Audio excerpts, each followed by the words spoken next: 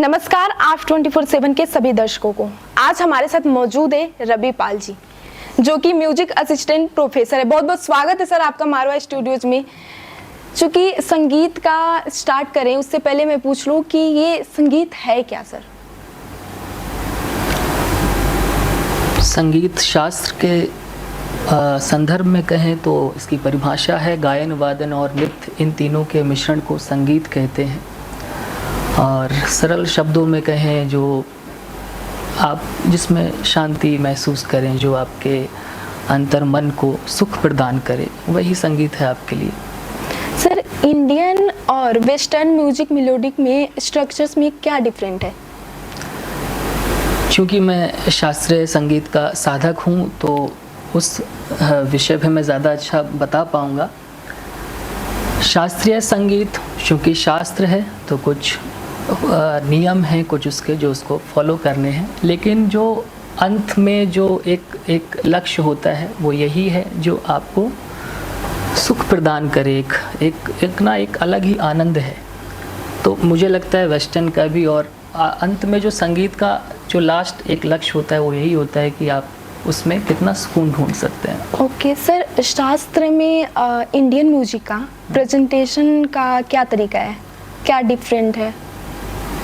किससे? Western music से क्या डिफरेंट है? देखिए, अगर वैसे शाब्दिक उसमें बात करें तो जो शास्त्रीय संगीत है वो मेलोडी पे आधारित है और जो पाश्चात्य संगीत है वो हारमोनी पे। ये एक किताबी बात हो गई। लेकिन शास्त्रीय संगीत के अपने कुछ नियम हैं, जैसे वॉइस टेक्सचर है, आवाज़ लगाने का तरीका, कि जो नेचुरल वॉइस है वही शास्त्रीय संगीत में एक्सेप्टेबल है, जबकि पाश्चात्य संगीत में ऐसा नहीं है।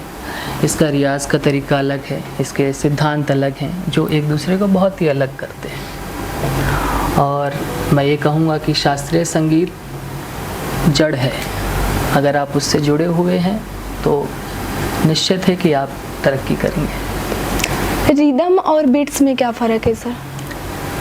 रिदम और बीट्स, आपने जो ये ताल का पक्ष हुआ, हाँ जी, तो जिसको हम हिंदी में बोलेंगे मात्रा, लय, ताल, जो इसमें सुर जो भी हो। जी। देखिए, लय क्या है, आपके में जो डेली रूटीन है उसी में आप उसको देख सकते हैं। एक मनुष्य के स्ट्रक्चर में देख सकते हैं, धड़कन जो चल रही है एक बीट पे चल रही है। ये भी अगर इधर उधर हुई तो कहते हैं पुराने गुनी लोग कि जहाँ लय नहीं है वहाँ पर लय है। हम चलते हैं एक लय में चलते हैं, खाते हैं एक लय में खाते हैं। जहाँ लय बिगड़ी वहाँ कुछ ना कुछ अनहोनी होती है। तो लय का तो संगीत छोड़िए, वैसे ही सामान्य जीवन में ही अपना एक बड़ा असर है, क्योंकि शास्त्रीय संगीत कहिए या भारतीय संगीत कहिए हमारा, वो पूरा प्रकृति से जुड़ा हुआ है। तो इसीलिए इसको सही तरह से फॉलो करना हमारी जिम्मेदारी है। सेम चीज़ मैं भी बोलने जा रही थी सर। जैसे शास्त्रीय संगीत की बात हो रही है यहाँ पे, तो उसमें छोटी छोटी जो चीज़ें होती है, सुर हो, लय हो, चाहे किसी भी चीज़ से, म्यूजिक से किसी भी चीज़ से रिलेटेड हो, तो उन छोटी छोटी क्लिप्स का हमें फोकस करना पड़ता है। बिल्कुल, ये उसके बिना हम चाहें कि हम अच्छे लय सुर में गा सके तो वो नहीं हो सकता है। तो उन चीज़ों को कैसे फोकस करें? देखिए, उसके सबके रियाज के तरीके हैं, सिद्धांत है, लय साधना अलग है, स्वर साधना अलग है, जिसको लेके बैठना पड़ेगा। ये इसमें शॉर्टकट नहीं है कि आपने कुछ क्लिप देखी या कुछ ट्यूटोरियल फॉलो कर लिए यूट्यूब से, तो ऐसा नहीं है। जो हमारा भारतीय संगीत है वो गुरु शिष्य परंपरा पर ही आधारित है, वरना मार्केट में किताबें बहुत हैं जो ऐसा कई बार सुनने को मिलता है 15 दिन में तबला सीखें, महीने भर में हारमोनियम सीखें, लेकिन ऐसा संभव नहीं है। जिसके लिए आपको साधना करनी ही पड़ेगी, और नियमित रूप से आप साधना करेंगे तो 100% आपको रिजल्ट मिलेगा। ये प्रैक्टिकल चीज़ है, कोई ऐसा नहीं है कि ऐसा करेंगे तो ऐसा हो जाएगा, करने की विद्या है। आपके अनुसार से जो सांस्कृतिक सम्मेलन होता है तो उसका क्या दर्जा देने जाएंगे शास्त्रीय संगीत के मुकाबले? देखिए, शास्त्रीय संगीत हमारे कल्चर का ही हिस्सा है। भारतीय शास्त्रीय संगीत संस्कृति ही है हमारी, और उन सम्मेलनों में शास्त्रीय संगीत का होना, मैं ये कहूँगा कि ये कंपलसरी होना चाहिए, कि होना ही चाहिए। हम सब भारतीय हैं, ऐसा नहीं है कि मैं संगीत साधक हूँ तो सिर्फ मेरी जिम्मेदारी है। हम लोग पाश्चात्य को अपनाएं, जैसा कि मैं सेमिनार में भी मैंने बताया कि आप अच्छी बात है, आप इंग्लिश बोलते हैं, आप अच्छी बात है आप दूसरी लैंग्वेज ले रहे हैं, लेकिन अगर ऐसी स्थिति बन रही है भारत में कि आप हिंदी के लिए आपको ट्यूशन लेना पड़ रहा है, तो ये बड़ी ही दयनीय स्थिति है। तो भारतीय शास्त्रीय संगीत आप सबकी जिम्मेदारी है। पाश्चात्य संगीत आप सीखिए, अच्छा है, आप सुन सकते हैं, सीख सकते हैं, लेकिन आप दूरियां बना रहे हैं भारतीय संगीत से, तो ये कहीं ना कहीं आप अपनी नींव हिला रहे हैं।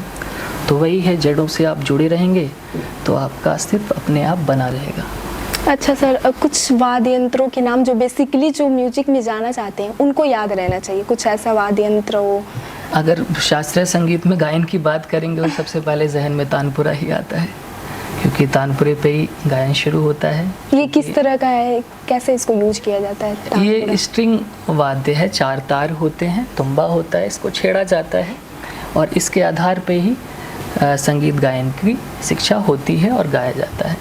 क्योंकि शुरुआती दिनों में स्वर नहीं लगते हैं तो हारमोनियम हालांकि हिंदुस्तानी वाद्य में नहीं आता है, बट इतना यहाँ पे यूज़ होता है कि अब उसको यहीं का माना जाने लगा है, लेकिन ऐसा नहीं है। वैसे उसका भारतीय नाम संवादनी है।